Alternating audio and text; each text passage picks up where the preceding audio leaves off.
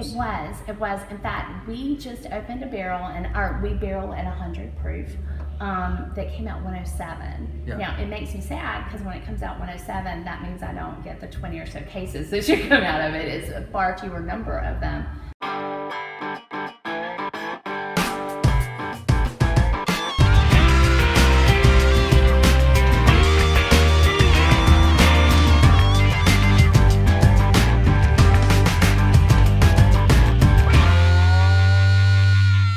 So guys, hey folks, Whiskey Tango Charlie, we're here, Leanne and I just catching up. We get to stay social media connected. I get to see you travel around.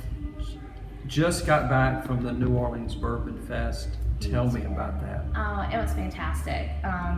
It is a gathering. It's an invitation competition, and it's all the big guys. Like, you're hanging out with Freddie No and Jimmy Russell and Denny Potter and Peggy No Stevens, and it's like rock stars all around you. So it just feels like an honor to be there. And we were fortunate enough to be named the best bourbon under 4 years. So and Leanne here is on her way to becoming rock star status. I've said, listen, so it is really cool. You're gonna make me blush. Very, very passionate lady about what she's doing here.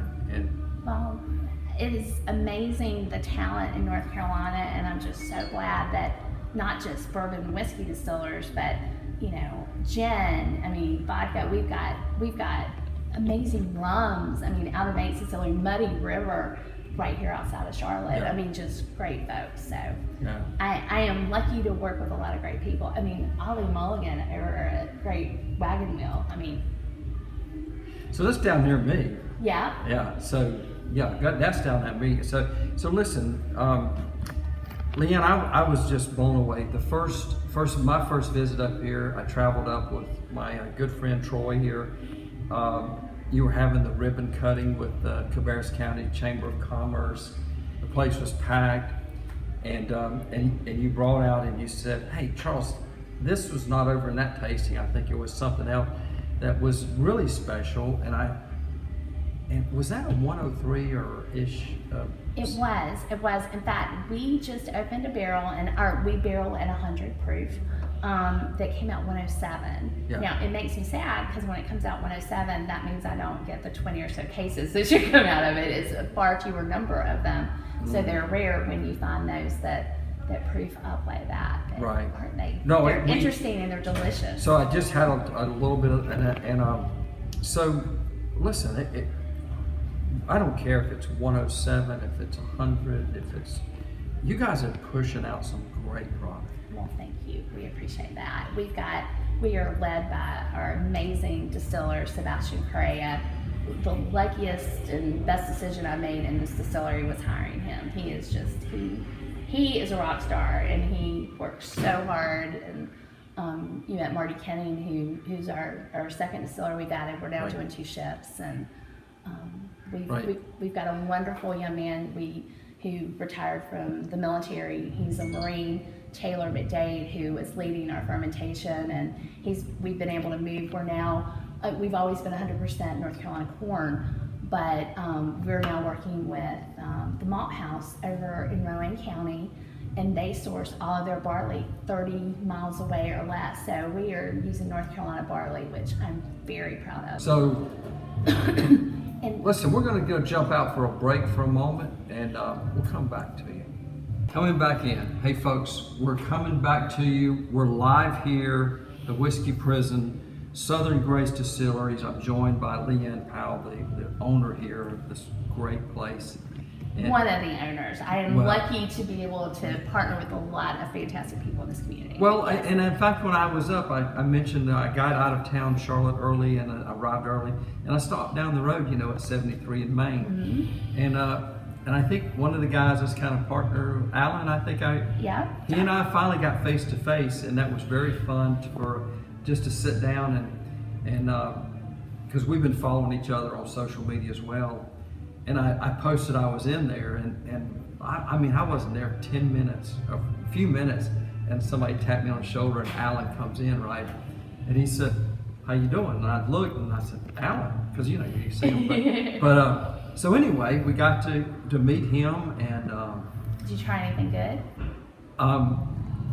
he had something new there. Okay. It was the Old Crow.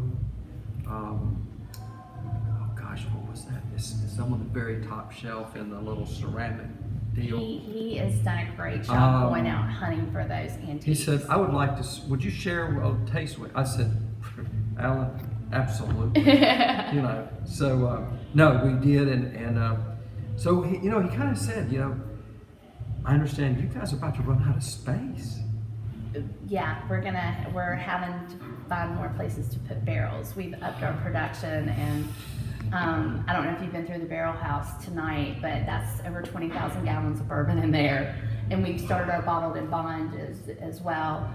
We've got that program in another building here, and we're it's a good problem to have, don't get me wrong, but it is a challenge we're gonna have to meet. When we moved in here, this is 21 and a half acres, and we had 17 buildings. If you'd ever told me we were gonna be running out of space, I would have been like, "You're crazy." Anyway. So obviously popularity, the demand is building up. Especially for Conviction. We're just really proud of how many new places we're going, and we're getting ready to launch in Texas. We'll be launching in Austin, Dallas-Fort Worth, and Houston. We're in Oklahoma now, Connecticut, Indiana. We just launched in Michigan. It's going well. We're really happy. In fact, we just had a momentous occasion. Yesterday, we bottled our first straight bourbon. And we did that for the folks at Frugal McDougal down in South Carolina. I saw that post, and it's very fortunate for me, probably fortunate for a lot of my Whiskey Tango Charlie fans and some club members.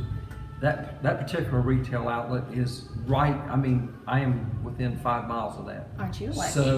So I will be in line over there to get in on that. Yes. They and their customers have been so supportive of our distillery.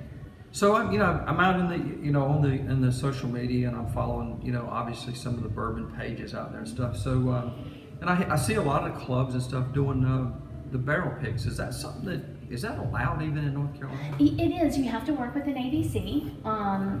The folks at North Carolina ABC have been really generous with their advice of how you do that. You partner. There are a lot of folks that partner with the folks down at Anger. Right. You've got Coolamy, Moxville. Yeah. You got Chris there, who is really happy to work with it and make sure that everything's being done legally. Okay. So you have to make it available to the public when you do it. It can't just be for your club. You have to put some for sale in general for North Carolina. Gotcha. And we've been really fortunate. We've the 1789B folks, which that they're I believe last year they were the largest single purchaser of single barrels in Kentucky. They shipped us several of their barrels because they wanted to do an experimental whiskey.